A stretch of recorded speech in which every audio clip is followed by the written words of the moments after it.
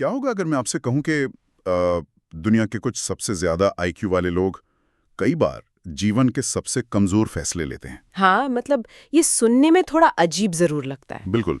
आज की इस गहन चर्चा में हमारे पास जो स्रोत हैं, जिनका नाम है the cognitive divide, intellectual mindsets and outcomes, ये बुद्धिमत्ता की पूरी परिभाषा को ही पलट देते हैं। हाँ, क्योंकि अक्सर ना लोग इंटेलिजेंस को एक कंप्यूटर के हार्डवेयर की तरह देखते हैं।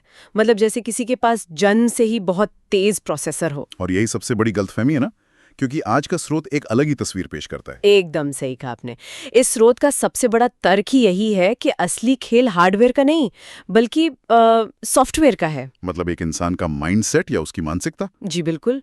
अगर आपके पास दो बिल्कुल एक जैसे और बहुत पावरफुल कंप्यूटर हों, लेकिन एक का ऑपरेटिंग सिस्टम हर नई चुनौती पर क्रैश हो जाता हो, और दूसरे का ऑपरेटिंग सिस्टम लगातार खुद को अपडेट करता हो, तो नतीजे जाहिर तौर पर अलग ही होंगे। एग्जैक्टली और यहाँ स्रोत विशेष रूप से ना माइंडसेट शब्द का उपयोग करता है। बुद्धिमत्ता सिर्फ जन्मजात क्षमता पर निर्भर नहीं है। पर यहाँ मुझे एक उलझन है। स्रोत में एक बहुत ही स्पष्ट दावा किया गया है, हाई आईक्यू और लो आईक्यू के बीच नंबर 1 माइंडसेट का अंतर। हाँ, ये इस पूरे विषय का सबसे दिलचस्प हिस्सा है। राइट। तो मैं यहाँ थोड़ी असहमति जताना चाहूंगा। मतलब अगर किसी का आईक्यू 140 है, तो उसके पास स्वाभाविक रूप से जटिल समस्याओं को हल करने की एक असीम क्षमता है। हाँ, रॉ कॉग्निटिव पावर तो होती ही है उनके पास। तो सिर्फ सोचने का एक तरीका या एक माइंडसेट उस कच्चे दिमागी पावर को कैसे हरा सकता है?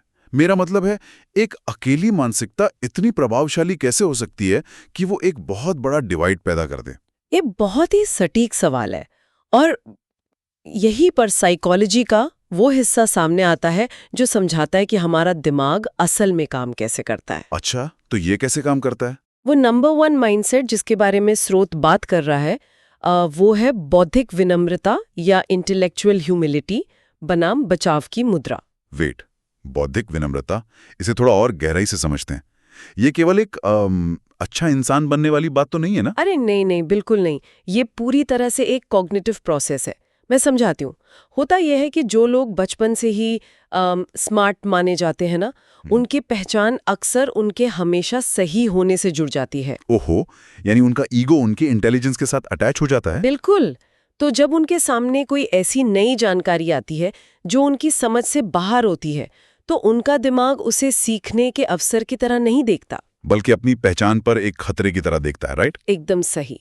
मनोवैज्ञानिक स्तर पर गलती करने का डर उनके सोचने की प्रक्रिया को ही रोक देता है। वाओ। हाँ, वे नई चीजें सीखना बंद कर देते हैं ताकि वे लोगों के सामने मूर्ख न दिखें। इसका मतलब है कि उनका वो बेहतरीन हार्डवेयर उस पुराने सॉफ्टवेयर की वजह से हैंग हो जाता है।